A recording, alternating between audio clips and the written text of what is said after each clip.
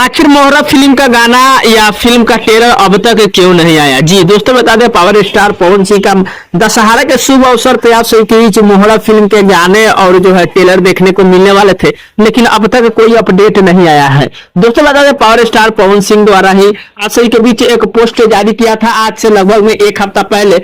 उस पोस्ट में आप सभी के बीच लिखा हुआ था, क्या कुछ लिखा था थोड़ा पढ़ के अपने हिसाब से बता दे रहे हैं। पोस्ट में लिखा हुआ था, नवरात्रि के शुभ अवसर पर रउआ लोग खातिर लेके आ रहल बानी जा एगो धमाकेदार तोहफा। मतलब कहने का मतलब कहीं ना कहीं आप सभी के बीच इस फिल्म का जो है ट्रेलर और गाने सूर्य म्यूजिक के यूट्यूब चैनल पर देखने को मिलने वाला था, लेकिन अब तक कोई अपडेट नहीं है। अब जो समझिए तो नवरात्र लगभग में एक दो दिन में अब खत्म भी होने वाला है। बाकी देखिए कब तक अपडेट आता है इसके बारे में कोई जो है आप सभी के बीच सूचना नहीं मिला है।